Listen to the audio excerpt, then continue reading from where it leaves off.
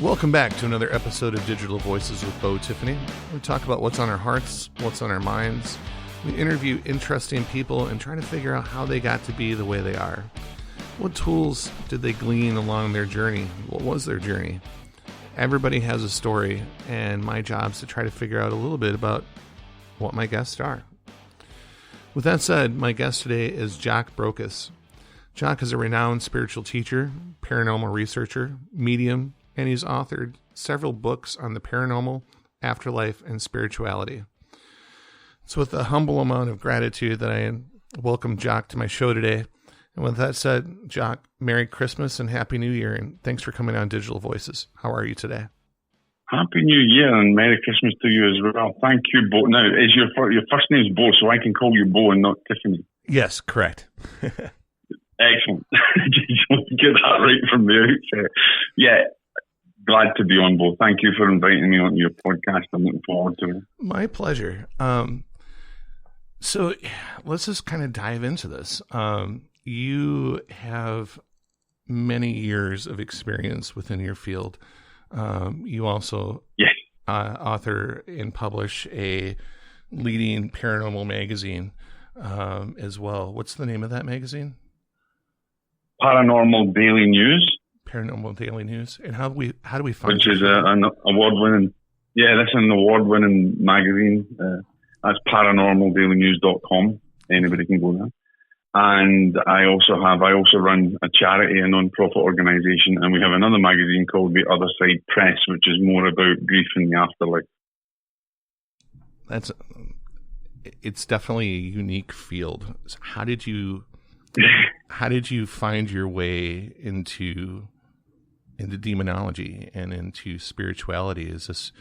Yeah, I think, it's everybody kind of coins you as a demonologist, and really all that means is that you are a person who studies the field of demonology. I tend to like to maybe coin myself. I came up with another phrase, which is a spirit interventionist, because I utilize my abilities in mediumship and to help people who are suffering through, a paranormal intrusion and things like that. So, how did it start for me? It's kind of weird because, when you speak to anybody who's a spiritual teacher or a medium and things like that, or a psychic, they tend to jump into this commonality that I was always like it since I was young, and I had these preconceived notions, and I want to kind of say yes and no, because yes, while I had unique experiences when I was young, I don't think it detracts from anybody's experiences, no matter who they are. I think potentially my development came later in life as I began, as I grew in spirit and I grew in knowledge. Then you can kind of take the round circle and put it in the round circle hole, and the square and put it in the square hole. So I kind of always shy away from everybody saying, I was like it when I was young. And it's kind of egotistical as well, because it's always kind of like, I'm special since I was born. Now, I had a very unique spiritual upbringing. My father was Protestant. My mother was Roman Catholic. My granny was a convert. My uncle was a monk in a monastery. Oh. You couldn't get any wider a mix than possible. But I had a drive for spiritual knowledge ever since I was young. And I was kind of the black sheep of my family, and kind of, if you like, different to like my friends and things like that. When they would go on holidays and all that kind of stuff, I preferred to go and live in the monastery with the monks and the nuns and be in retreat and help them. Mm-hmm. So I was kind of entrenched in, if you like, a dogmatic side of things, because obviously it was from a Catholic point of view. Sure. However, a lot of the experiences that I had actually didn't run in parallel with what dogma had said, and I was having different experiences. So I always began to question things when I was very young.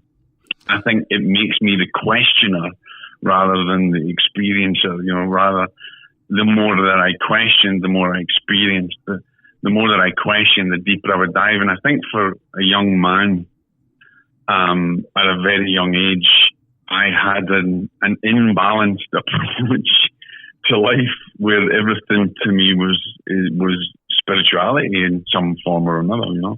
Right. I would read books on the priesthood. I would read books on saints. I would read books on other religions, experiences, paranormal experiences. I read books on witchcraft to understand, what witchcraft was like in the 1700s in Scotland. And while people were reading enlightens, and not to say that I didn't read normal books as well, but I know I did read The Hobbit and all that kind of stuff. I'm fascinated with that. I like that. That's kind of my entertainment. But I always had a thirst for spiritual knowledge ever since I was young, and it grew. It stayed with me, albeit keeping it in the background, because it's not the sort of thing that you go out and tell your friends or anything, or even talk to your family about at the time. So. It then became very secretive, and the experiences that I had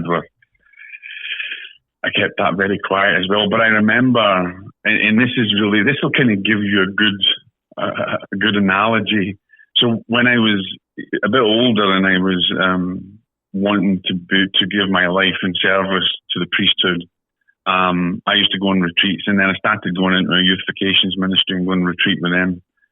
And all these kids, or all these boys that want to be priests or something, they would come running in and would be, Father, I had this amazing experience. I saw Mother Mary, or I saw Jesus, and I'm like, really? Are you serious? I was looking for evidence and proof first of all. Yeah. And then I started questioning myself. Well, if these are having all these experiences, why am I not having them? So. They would, where they had their experience, they would go to the grotto and claim that they had this. And I had a very skeptical outlook to it. But nevertheless, I would go up to the grotto as well, kneel down in my rosary bead and say, well, here I am. Show yourself.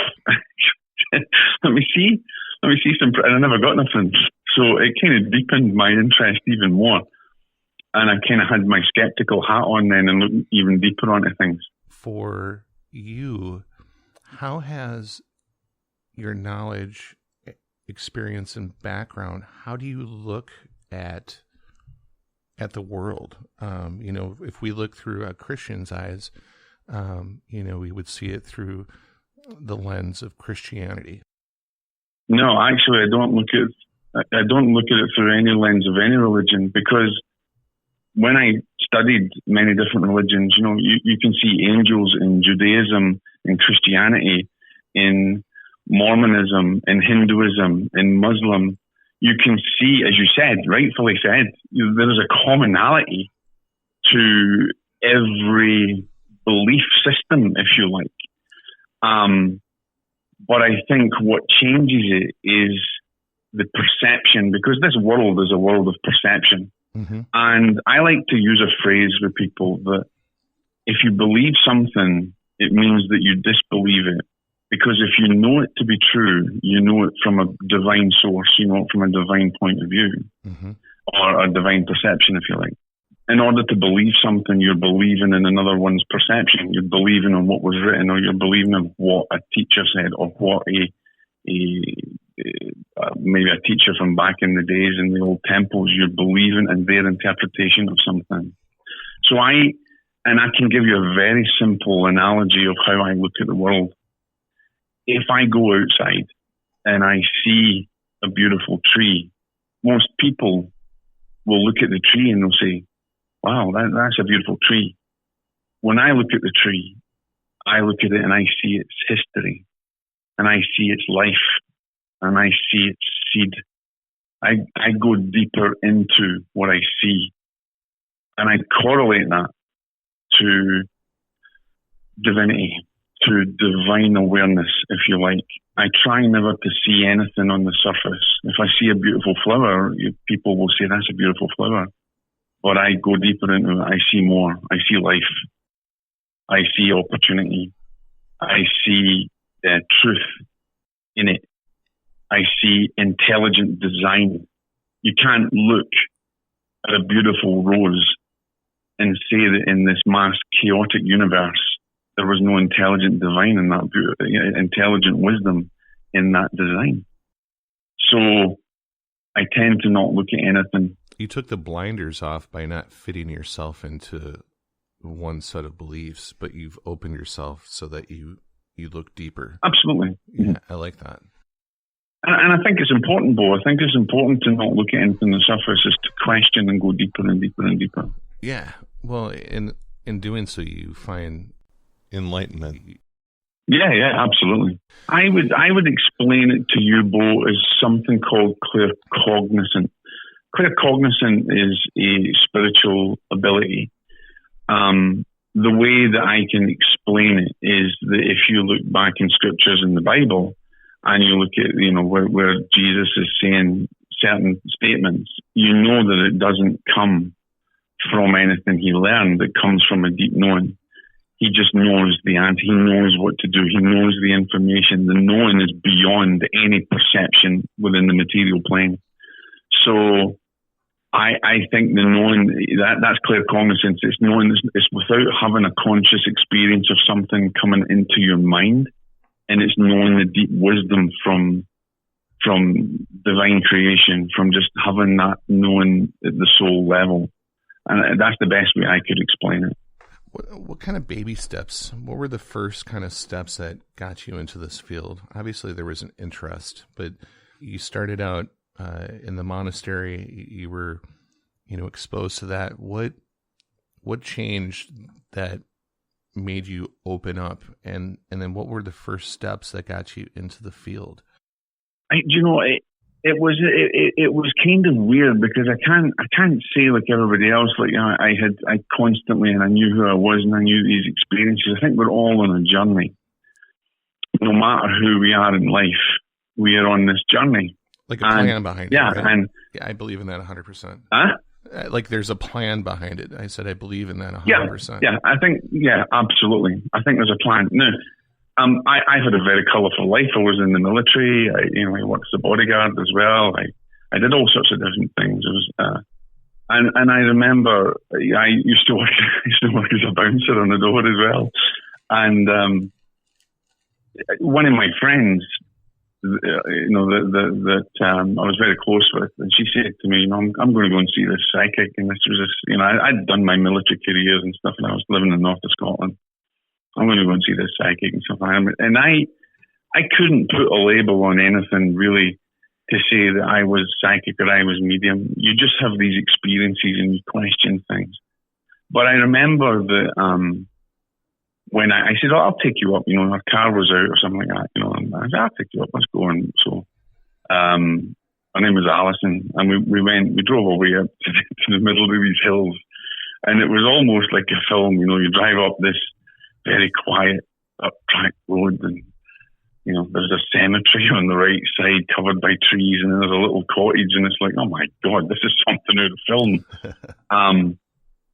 But I took her in, and she'd been booked in to see and go and see this psychic and have a reading and stuff. And I said, I'm waiting on you. I'm not coming into that. I think this is a load of rubbish kind of thing. I know that there's religious experiences and there's experiences that we've had, but this is something that I'm not really in agreement of, sort of thing.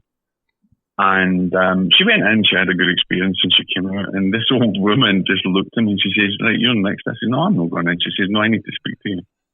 I says, really? I says, all right. I said, I'll come another day. She says, no, come in now. And I went, and her name was Rachel. And she absolutely blew me away with what she knew about me. So accurate. Before I could put a label on what exactly a medium was, she told me things that there's just no way in scientific possibility this woman could know the name of my father who passed and all that kind of stuff. There's no way she could glean it. Internet wasn't strong then, it wasn't. And she knew incredible details of things that even I'd kept quiet from everyone. And she then said to me, you'll get a visitation in so many years or something, by a spirit. And I'm thinking, this is back to the Christmas Carol, you were visited by 3 ghosts. Yes. So I kind of just threw that out. But she says, you've had the abilities, you've had this gift ever since you were a child. And there's a reason that your life has been the way it is. And she took me into her kitchen, sat me down at the table, and she brought out a box and she gave me this piece of jewellery, a ring. And she says, just hold that, close your eyes, take a deep breath, and tell me what you feel. And the minute I did it, I was really nervous. I didn't know what the heck was going on. And I held it in my left hand. And she just says, just tell me what you see in your mind's eye. And I just reeled out all these things that were happening. And it turns out that it was highly accurate and evidential. And she then kind of said to me, this is something that you're now going to develop. Now, that was a huge experience. I think then after that, you kind of forget it. You get on with your life, and it's like, wow, that was amazing. Putting it back here. But right to the day I had that experience. My father showed himself to me in my apartment. What we call is objective. So I was able to see them with physical eyes, albeit, very quickly, but very clear. Never said anything, not any big, massive information or, words of wisdom or anything wise, just seen him and smiling. And it frightened the living daylights out of me. I honestly had, and then all these experiences I had in the monastery and it all started to come into my mind. And I got a little bit worried, and I went down to a local, what we call the Spooky Church. And it was really freaky because the old woman was like, the door was locked, I could hear singing and all that kind of stuff. And then, I banged on the door, I was on my own. And she opened the door, looked at me and she said, we've been waiting for you, you better come in. And the next thing that I found myself sitting in this congregation at the back, and there was a woman and a man on top of they were on the platform, and they gave me information again that I was trying to hide, and it was like, I want to come to the gentleman who's just come in, tried to hide away wearing the leather jacket, and then in front of everybody telling me things that this woman just couldn't know. And skeptically, that got me going again. And so my research started getting deeper and deeper. And then, before I knew it, I was entrenched in that life and developing myself. And then I met a woman who kind of took me under her wing, and she used to take me out into old buildings and castles and teach me and show me things. And her name was Helen, and she had a lot of time and spent a lot of time with me to help me to develop. And then I met my wife, who moved from Swansea to the north of Scotland, and she was a medium, and she was running a course at one point, and I decided to go on this course for research purposes only. And cut a very long story short, we met. I fell for her. She then trained me into the medium that I am today. She took a bit of coal and she made me into a diamond, and then we've been together ever since, and we've worked together ever since. I really liked how you phrased that. You were the coal. Absolutely, yeah. That's great. Absolutely, and that's exactly what she did. Now that didn't throw me into the demonology side of things, and the paranormal side of things came later. But the interesting thing is, I met my first exorcist when I was like 10 years old. And he was a part of the monastery, and I remember that we would sit and ask lots of questions, and when all the kids got the young boys were getting worried and scared and asking things, I was fascinated.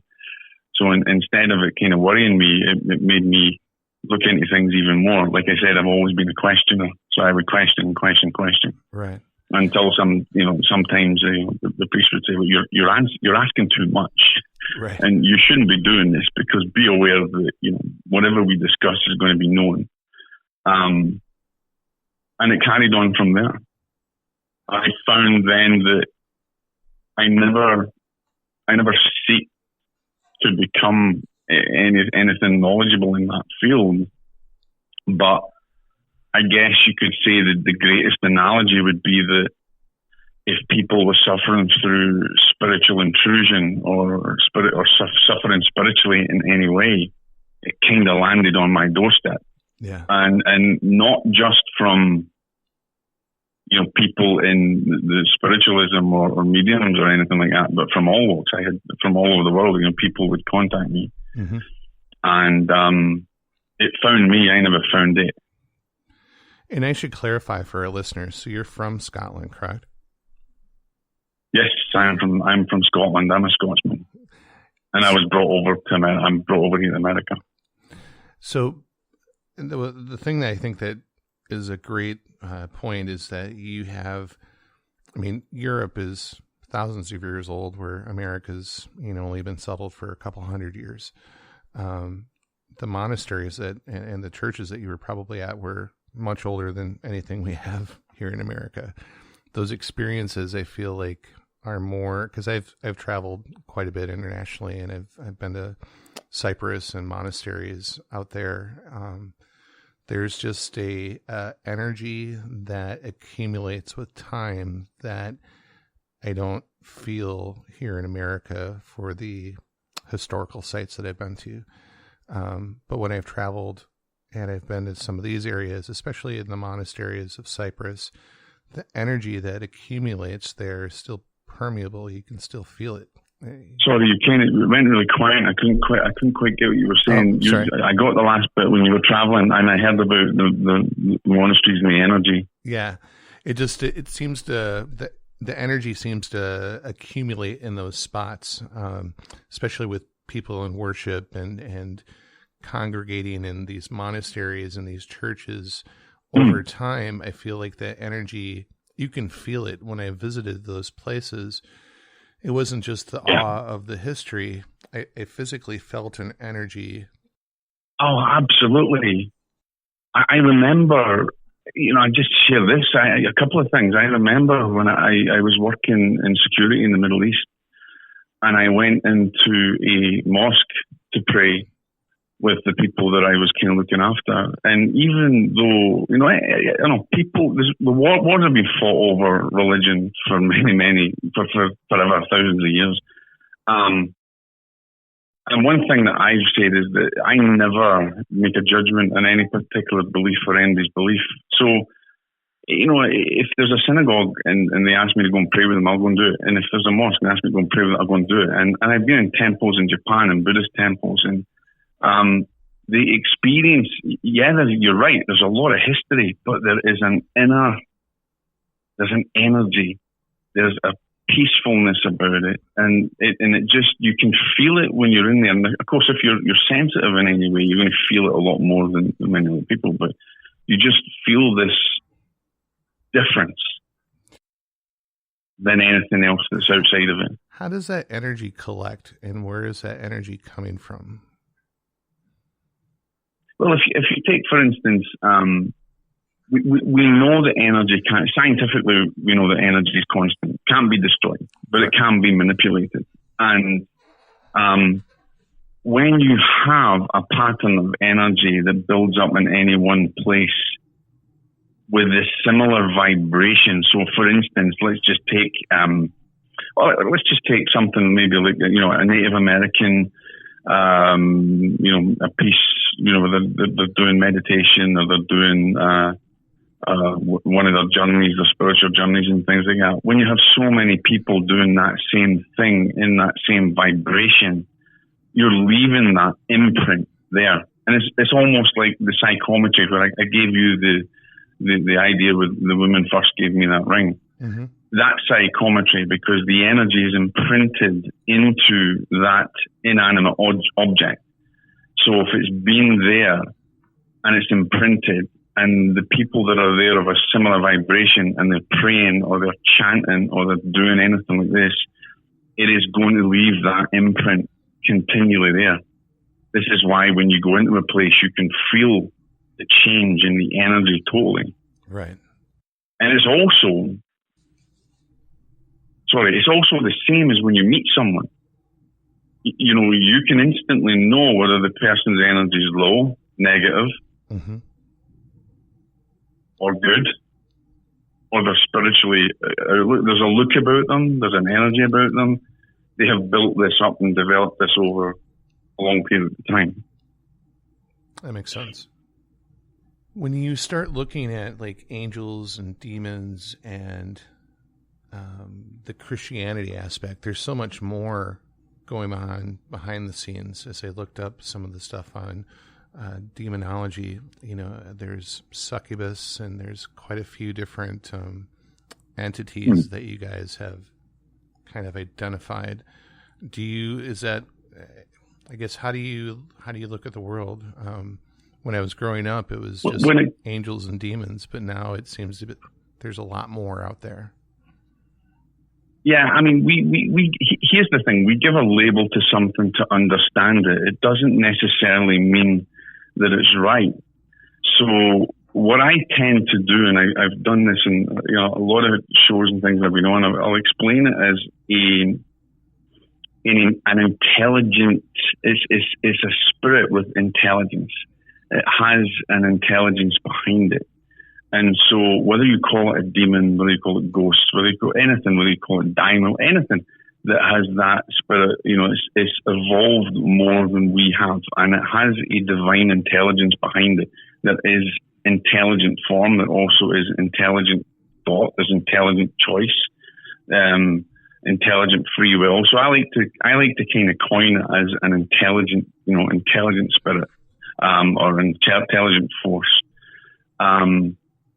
Whether we call it demon or anything else doesn't really matter. And there's so many things from succubus and everything else. And I think a lot of people get caught up with the labels and lose themselves in whether it's Christian orientated. Now, here's a lot of things that skeptics will say. Skeptics will say that there is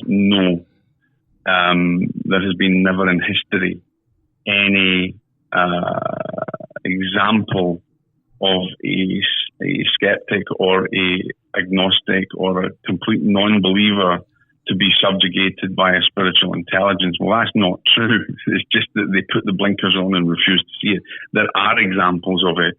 And if we look at the idea of how we categorize something as a bad spirit, you know, we have in Muslim folklore and the Muslim religion, you have the jinn and you have demons in Christianity, but you also have it goes way back to ancient Mesopotamia, and it goes further back than that. We have Native Americans that have names for the demonic spirits and things like that. But and going back to what you first said when we first started chatting, there's a parallel side to all of those belief systems. No matter what you term something, and whether you believe it or not, if you don't believe in demons or evil spirits, it doesn't matter, because their existence is not a prerequisite on your belief. Right. They have existed since the dawn of time. And they've existed in every spiritual text known to man, in all religions and in all philosophies and spiritual systems. Right. So in order to say that something's just only Catholic based or Christian based is a wrong perception or a wrong way to think of it. Because we have ample proof that it's existed in Buddhism and everything, so we can't really just put it. It goes back to that. The circle goes in the circle and the square goes in the square. But at the moment, what people are doing are trying to fit the circle in the square. Right. What's the pinnacle of evidence for you? Is there something that our listeners can go and look at or read about that it really struck home to you, where it helped to solidify your belief? Now, would you talk about evidence from an afterlife perspective, or are you talking about evidence from somebody who may be spiritually subjugated? People are very evidence-based. I know sometimes they need to either experience it for themselves or they need to do a little bit of research for themselves. I think for me, I know like there's always something that helps us or is a breakthrough moment to say, you know what, I believe in this.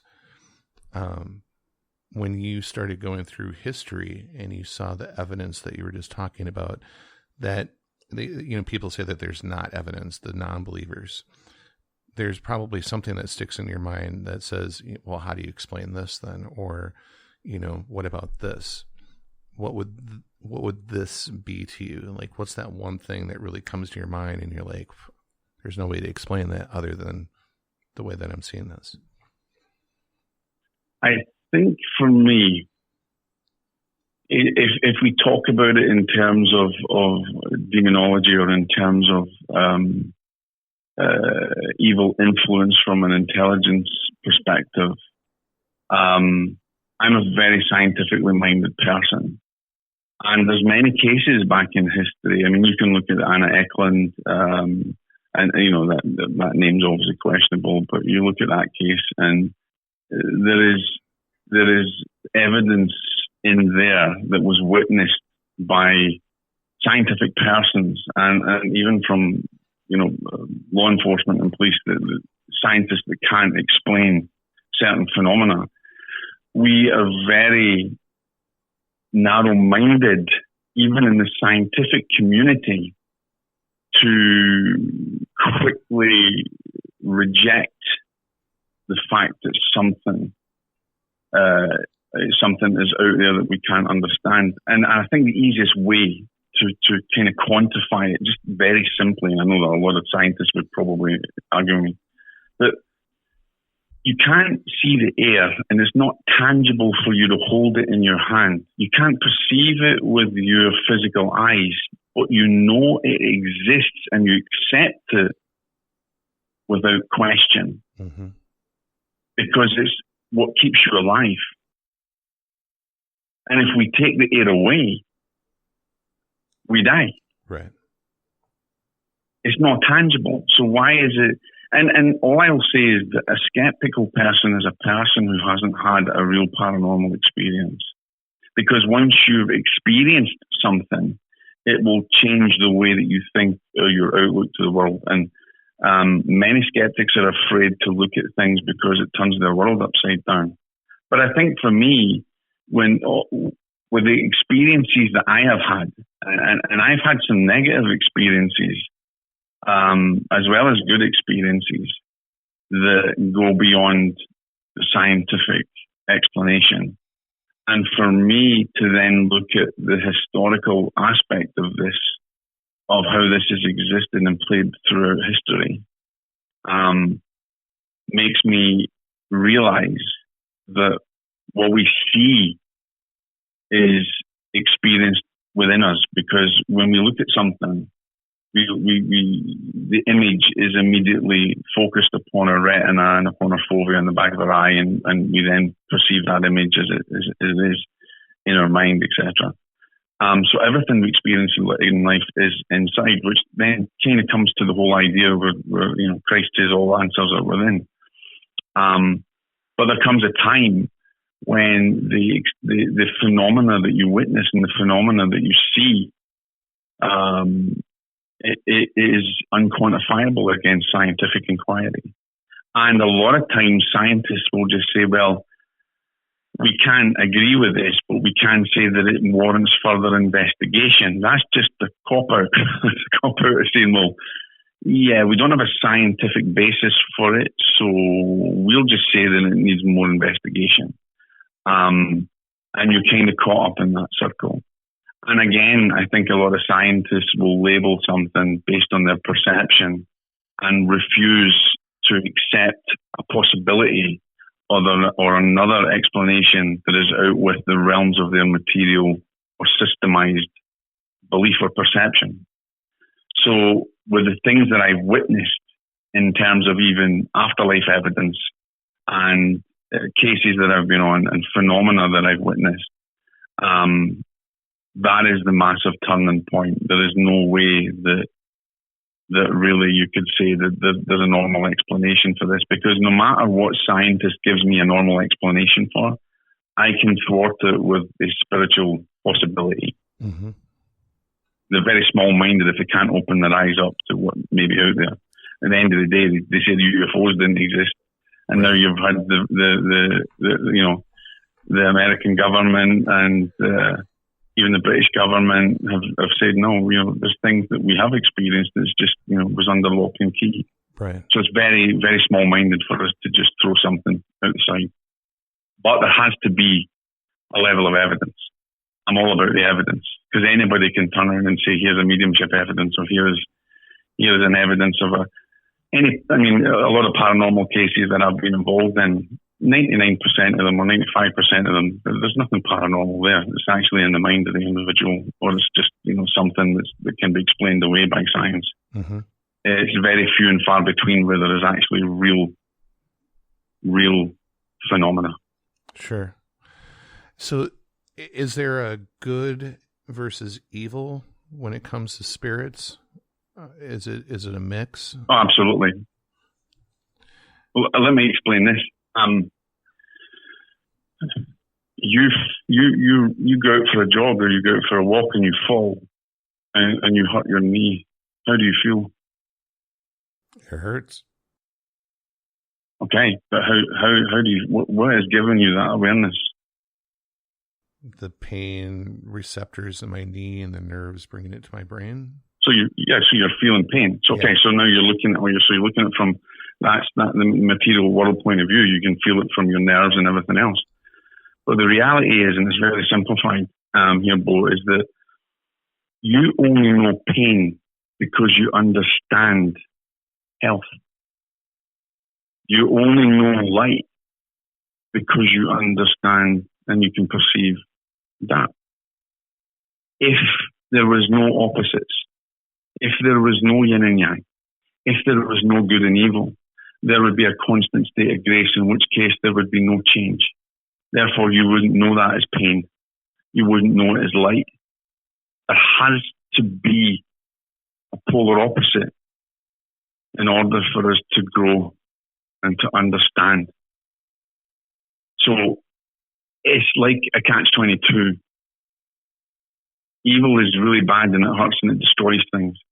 But it's also it's like a necessity. It's also a necessity that we have that polar opposite in order that we grow and that we learn lessons. Creates that balance. Creates the balance, and you need it, or you won't learn nothing. Everything would be just constant. You wouldn't be hungry. You wouldn't need water. You wouldn't need nothing. The only reason you understand that you have pain in your knee from the fall is because you know what good health is. So because you understand the polar opposite, the other has to exist to teach you. In that respect, you won't trip again, or you'll be very careful. And so you've learned a lesson. We were talking about a plan behind everything earlier, that divine plan. How does free will interweave with the pre-planned? Brilliant question. Okay, so the way I think of free will is that not all free will is unconditional. I think if you have a destiny, if you have something that is in your plan, you have what I call and what I term as restricted free will, right? Restricted free will based on a divine plan. But I think another way of thinking this is there's a great Buddhist saying, and I don't know if I'm actually going to say this right, but they say that there's 84,000 doors. I might have got the number wrong. But you can choose any one of those doors as part of your free will, or it will lead you on the same path eventually.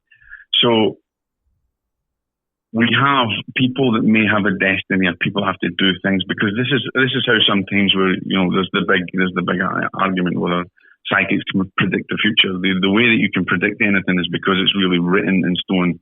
It's written as part of that destiny, and you can see the possibilities that would lead you to make a potential conclusion. And so there's an element of destiny that's involved in free will.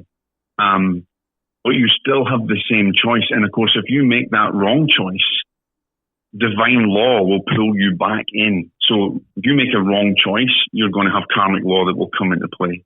You're going to have a law of responsibility. You're going to have these divine laws that are immutable, that never change, that will pull you back into that path. But you have the free will to express and choose anything. That brings up a point. So is there judgment at the end of our journey? Every religion seems to have a form of judgment mixed into it. Again, Bo, that's a perception based on how they would look at a possibility, or how they would look at how their scriptures or what someone else has said. For me, there is no big judgment. But yes, you do get judged, but you judge yourself. Okay? Sure. You will have divine law that will come into play, like karma, like I mentioned, that will pull you into, you'll have to atone for whatever you do, the choices that you make. But no spirit on the opposite side, on the other side, is going to judge you and hold you accountable based on your choices. You hold yourself accountable, and you will have to atone for your choices or be rewarded for your choices. But we can't say that there is judgment from a divine perspective, because that being the case, then there is no such thing as unconditional love. And if unconditional love, as we perceive, is the seed, if you like, of the universe, and the spirit force that animates the seed is the divine essence of all that there is, unconditional love is part of that same thing, which means that then...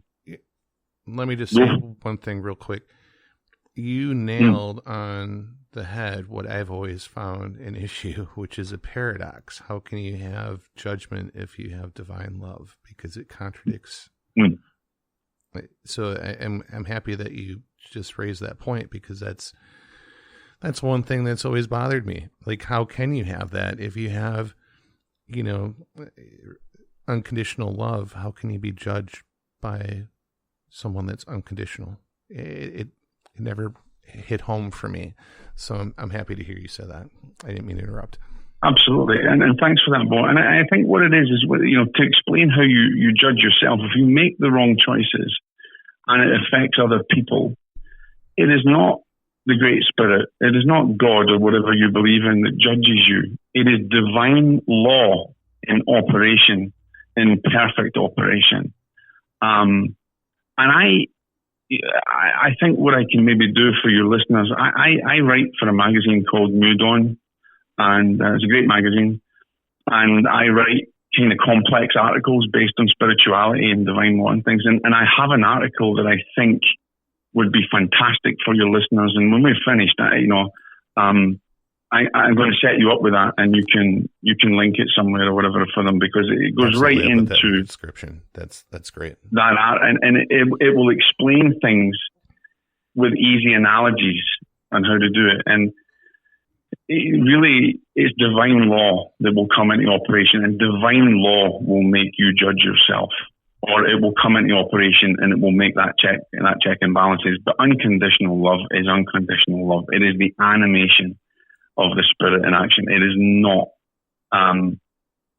not a judgment love or anything like that. And I think if we think about it that way, or we can at least allow that to sit in our hearts, it will give us deeper insight on how life operates and evolves. Yeah. No, I will definitely look in that as well. If you guys, listeners, look at the description, I'll also put in a link for this article that Jock just mentioned. I look forward to that. All right. Well, let me ask, as we kind of turn a corner, I would be remiss if I didn't ask about some of your work, some of the real occurrences that you've experienced. What would you like to share? What can you share? I think everybody is interested in. Yeah, I mean, dealt with a lot of cases that are very private. I dealt with, a young boy who's been, receiving bite marks and scratches and phenomena that's going on. But I'm going to give you and I haven't really shared this, but I'll give you an example of something that's happened that kind of happened to me. When my book was coming out, when Deadly Departed was coming out, I knew that the information in there kind of was going against, obviously, evil things. And I knew that, when you dive into this world, you're a target. I mean, it's not... anybody who's chasing a dream of even paranormal investigators or becoming a demonologist, and I don't like that term, but becoming someone who helps people with this problem, you're on the wrong path, because inevitably spirit will choose who it is that they want to do this, and you have to go through many experiences. I'll give you a recent one that happened when the book was coming out. We were in a hotel. We were traveling, and we stayed over in this hotel. And this hotel, during the night, I had a really, really bad experience where I had witnessed, and I wasn't sleeping, I wasn't dreaming, I was awake. I witnessed a black mist that kind of built up by the side of my bed, and I heard the growling and smelt the terrible, terrible breath of a dog, if you like, or an animal on the other side. And my name was called out 3 times. I was held down, and it was almost like my body was trying to be overtaken, and even I couldn't think straight. My mind couldn't think straight, and I heard my name in this terrible, god-awful smell, and this fear mentally that intruded upon me and came over me was just unbelievable. And as I was held, it would get tighter and tighter, and I couldn't breathe. And eventually, I mustered enough in my own power to pray and to ask for an intervention. And what seemed like hours and hours going through this, obviously it wasn't, but immediately, I didn't see any angels, I didn't have any mass visions. I saw a spark, like a bright spark, and I just heard a whoosh, like a vacuum whoosh, and everything changed instantly, and it was gone. That, from that experience, just after my book was released, I kind of knew that I was, being targeted for certain things, and certain things happened after that where, there's a tremendous amount of, I feel like, bad luck that happened and stuff like that. Different things went missing, and but I would say that experience alone, you could almost say, well, was it a lucid dream? I wasn't dreaming. I wasn't sleeping. I was awake. I don't, I very seldom ever really, really sleep deep. And that, I think, was a warning for me, because I had been involved in a lot of cases privately. And I still, to this day, I won't forget that. And other experiences I've had where I've been attacked. There was one point I was attacked, and a lot of people will think, when you're attacked by evil spirits, you're thrown against the walls and scratched. And yes, that can happen, but we see that in the Hollywood movies. Right. The battle of good and evil is in the mind, because if an evil intelligence is a hold of your mind, it's game over. Because that's when they try to control the will. And that's when they're trying to infest. And the biggest weapon is not ritual or anything. It's prayer. Prayer is the biggest weapon against anything. It's also the greatest currency in the universe. And you don't pray just by saying words. Let me ask this. There's a way to pray. So we started out and we were talking about the different religions and the different cultures of the world, and how they all try to have they all have different words for kind of the same thing. I've heard you talk about being led by spirit, which reminds me of Christianity and the Holy Spirit. and then also praying, which, reminds me of Christianity. Do you believe in Christ as the Savior? Do you believe in the Holy Trinity? I mean, look, I don't ascribe to the way Christians will say, accept Jesus as your Lord and Savior and everything else. Yes, I believe in Christ. There's power in that prayer, though, and that's kind of what I'm trying to define. Absolutely. The strongest, I believe very heavily in Christ.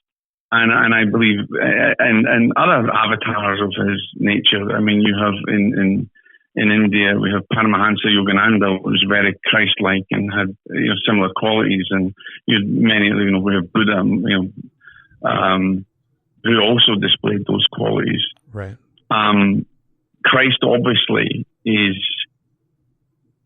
certainly in Christendom, and I, you cross over to Judaism, I would say in a little bit, not much, but that is a very, very strong power. And I believe Christ existed. I believe there's a lot of holes in the story and there's a lot of holes in the Bible. I believe that this man was a divine being that had divine intelligence beyond any measure of any other human being on the planet. And it brings me just to a simple point that we are spirits having a human experience. We're not humans having a spirit experience. Right. But I guess what I was asking more for is, if we invoke his name, like the power of Christ compels you in the name of Jesus, leave this body, that has power. Mm-hmm. Absolutely. I'd be a fool not to. But at the same time, I'll ask for intercessions of Archangel Michael, St. Benedict. I'll ask for intervention from Our Lady. I'll ask for intervention. And that's based on my knowledge of, obviously, Christianity from a Catholic point of view. But, I'll also, invoke the Buddha, and, I'll even ask for help from Yogananda.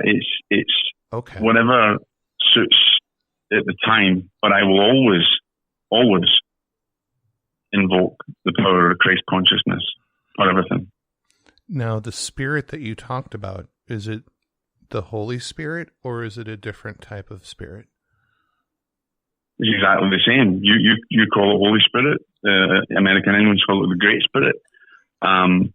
Different names for the same Spirit thing. Is the animating intelligence of divinity, of divine love, of everything that exists. We only exist because the spirit force animates us.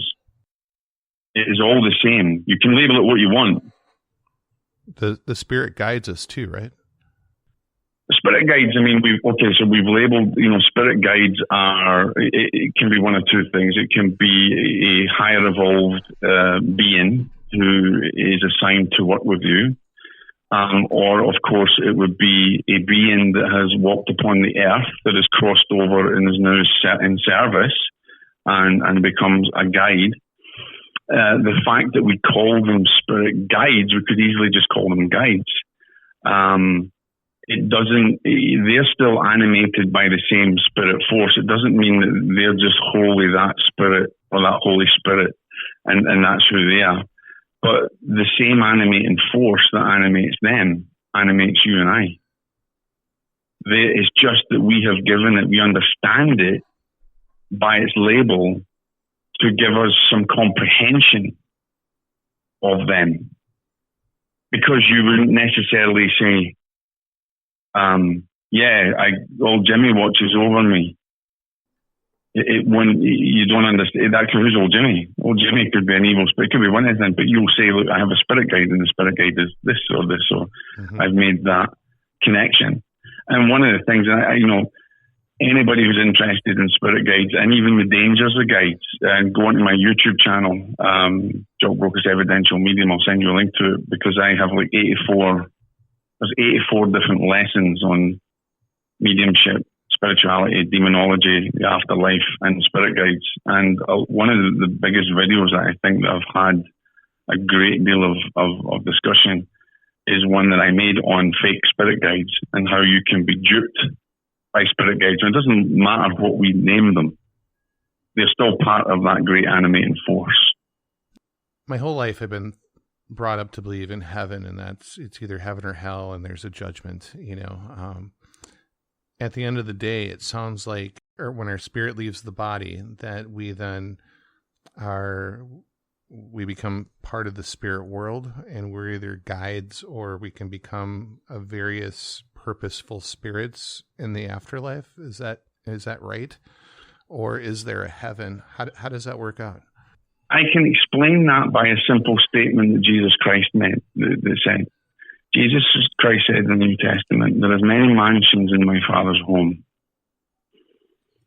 which is a way of him explaining that each level of the afterlife, there is a vibrational level that exists. Now, do I believe that hell exists? No. It is a name that we've given by humanity to understand something. Hell in ancient Judaism is Sheol, and Aramaic is, I can't remember what it is in Aramaic is something else. And we have names for them to understand. The way that I like to think of it, rather than placing a fearful representation of something, is talking about it as Jesus would talk about it. And Jesus turned around and said, there's many mansions in my Father's house, meaning there's many levels of the world of spirit. Mm-hmm. And those levels are indicative of the vibrations that you're at. There is lower level vibrations, which will house negative entities or spirits. And there is higher level vibrations that obviously, house higher level spirits. And this understanding has existed even before Christianity. You can see aspects of that in ancient writings.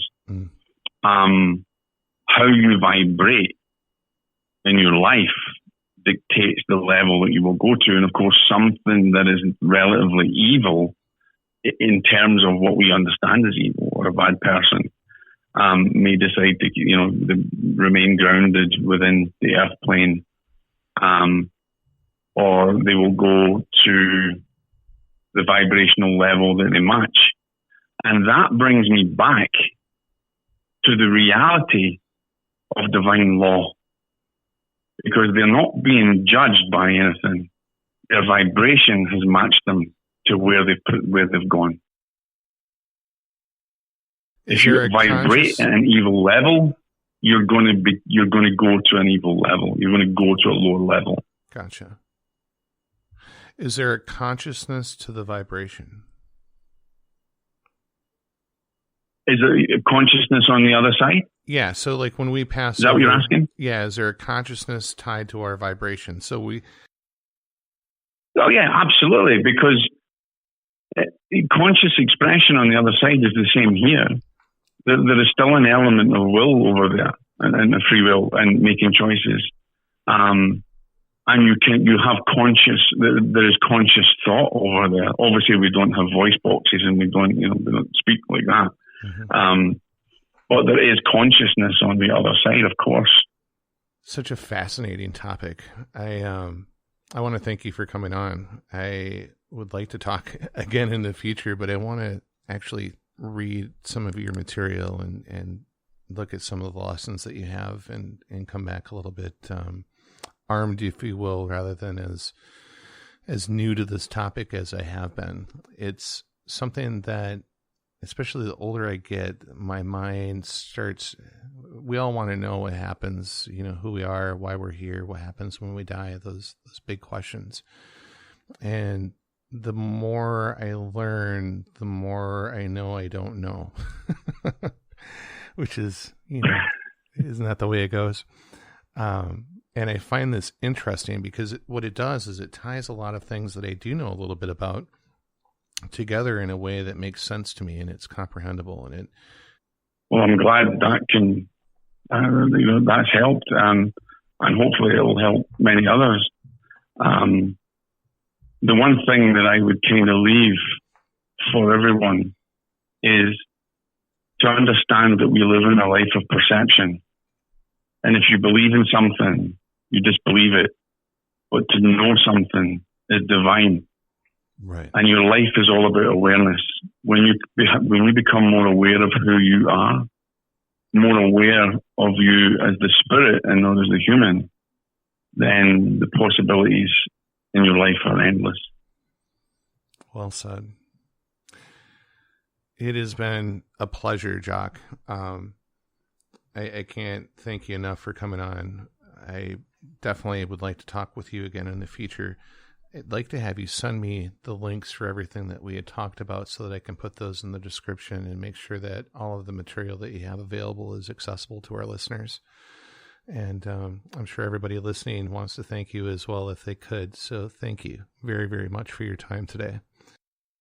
Yeah, absolutely. I am absolutely delighted to be on, and I hope it sows a seed. And nobody needs to take my perception on board, but if I can sow a seed and people become questioners and it sits well in their hearts, then that's done its job. And I'll be delighted to come back on again. Both thoroughly enjoyed sharing knowledge and wisdom with you.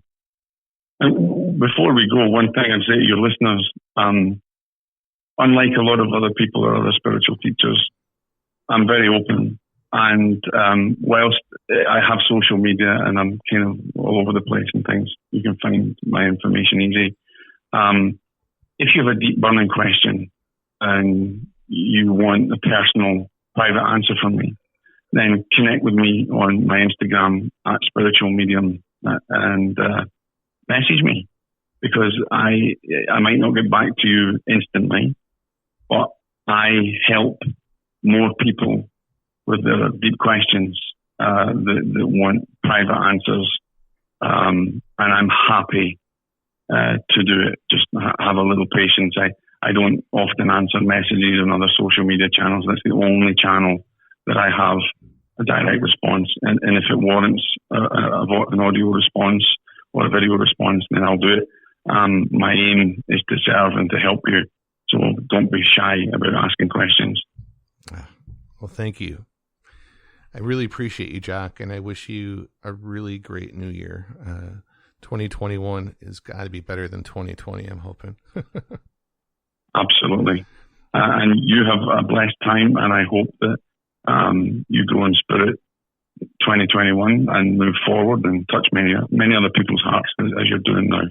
Thank you so much. You have a blessed day too, Jock. You take care, okay? God bless, my friend. Bye-bye. Bye now.